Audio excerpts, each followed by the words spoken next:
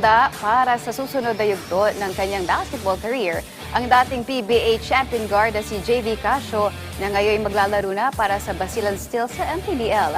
May report si teammate Jamaica Tayaka.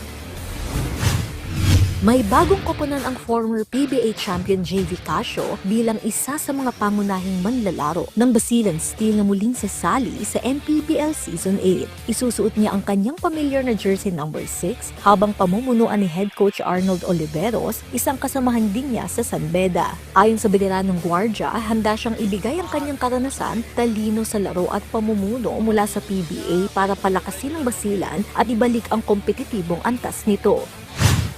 Madami akong kailangang matutunan, of course, and excited to kung ano man mangyari doon.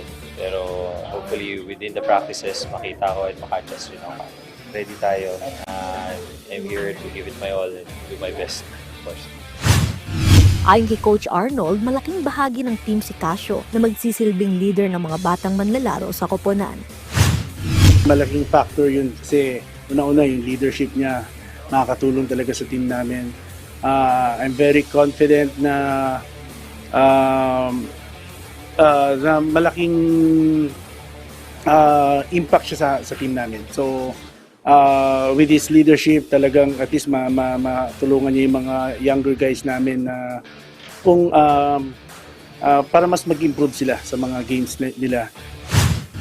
Matatandaang si Casio ay number 1 overall pick sa 2011 PBA draft, naging bahagi ng Smart Gilas Pilipinas at nakamit ang kanyang kauna-unahang at nag-iisang PBA championship sa 2013 Commissioner's Cup kasama ang Alaska Aces. Sa kanyang mahabang tenure sa PBA, nakatulong si Casio sa iba't ibang koponan at ngayon ng kanyang karanasan sa liga ang inaasahang magbibigay ng strategic edge at tapang sa Basilan sa bagong season. Inihahanda ni Casio ang kanyang sarili para sa hamon ng MPBL na handang gabayan ng koponan at maging haligi ng tagumpay sa kanilang pagbabalik sa liga.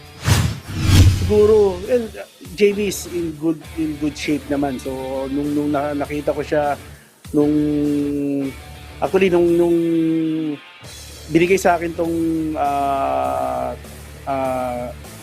team na to. So actually isa siya sa mga talagang gusto ko kunin kasi nalaman ko na wala na siya sa PBA. So I think JB naman is always in shape. So nag-usap kami dalawa na kung kailangan, ano ko talaga na gusto ko siya yung magiging mukha ng franchise na to. So, well, as of now, si JB is on process sa, syempre, ipapakondisyon siya. So, and adjustment din sa system ng laro dito sa MPBL. So, mag-a-adjust siya. So, definitely mag-a-adjust siya. So, sa ngayon, nagpapakondisyon talaga siya para kasi sabi ko sa kanya, iba ang labanan dito sa MPBL compare sa PBA. Jamaica Bayaka para sa Atletang Pilipino, para sa bagong Pilipinas.